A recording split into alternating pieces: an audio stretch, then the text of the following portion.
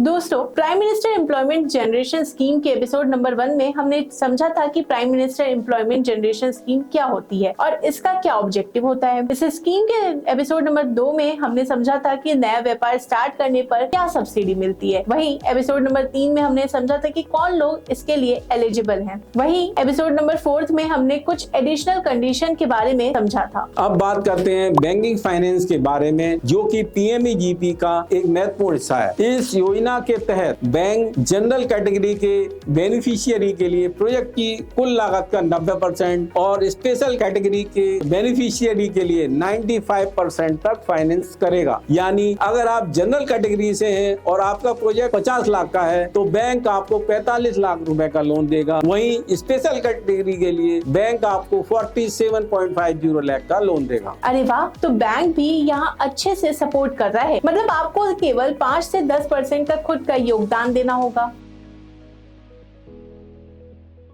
मान लीजिए कि विकास एक जनरल कैटेगरी के बेनिफिशियरी हैं और वे 50 लाख की लागत से एक मैन्युफैक्चरिंग यूनिट शुरू करना चाहते हैं। अब बैंक उनके प्रोजेक्ट का 90% 45 लाख रुपए का लोन देगा, 60% तक कैपिटल एक्सपेंडिचर के लिए और 40% तक वर्किंग कैपिटल के रूप में दिया जाएगा। इस तरह विकास को केवल 5 लाख रुपए का योगदान खुद से देना होगा। तो विकास को तो बस 5 लाख का इंतजाम करना है, बाकी सारा बैंक कर देगा। कितना आसान हो गया है बिजनेस शुरू करना।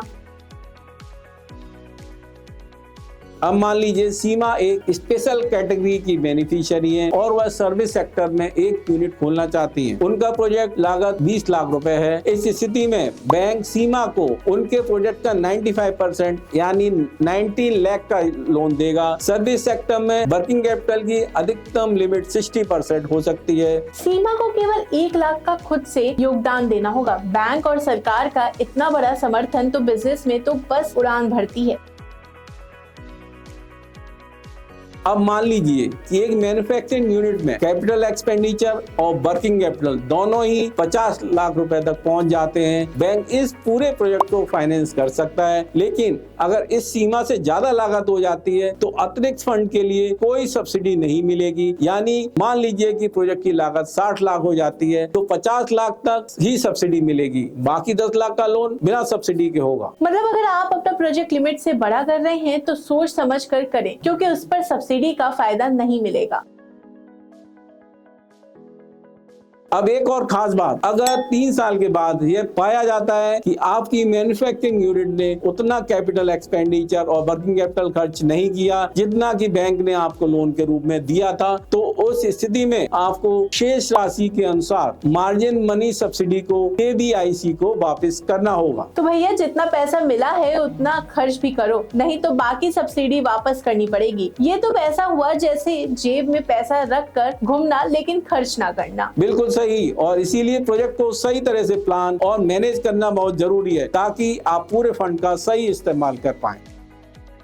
अब बात करते हैं इंटरेस्ट रेट और रिपेमेंट की। बैंक सामान्य ब्याज दर चार्ज करेगा और रिपेमेंट शेड्यूल 3 साल से लेकर 7 साल के बीच हो सकता है। इसके अलावा RBI ने बैंकों को निर्देश दिया है PMEGP के तहत आने वाले प्रोजेक्ट को प्राथमिकता दी जाए। मतलब आपको शुरुआत में थोड़ी राहत मिल सकती है और 3 से 7 साल में आप आराम से अपने लोन का प्रीपेमेंट कर सकते हैं। और बैंकों को भी इस योजना को प्राथमिकता देनी है ताकि आपकी फंडिंग आसानी से हो सके। अगर आप इस योजना के बारे में अधिक जानना चाहते हैं या लाभ उठाना चाहते हैं तो मिलते हैं अगले वीडियो में। और अगर आप इस स्कीम में लोन अप्लाई करना चाहते हैं या प्रोजेक्ट रिपोर्ट बनवाना चाहते हैं तो financesaver.com पर अप्लाई कर सकते हैं या कॉल कर सकते हैं 9863020202 पे। financesaver.com 130 बैंक्स, NBFCs और फाइनेंशियल इंस्टीट्यूशन से लोन अरेंज करवाने में मदद करती है। इसके अलावा आपके स्टार्टअप के लिए प्रोजेक्ट रिपोर्ट और पिच डेक की सर्विसेज भी प्रोवाइड करती है। और इस वीडियो को लाइक और शेयर करना ना भूलें।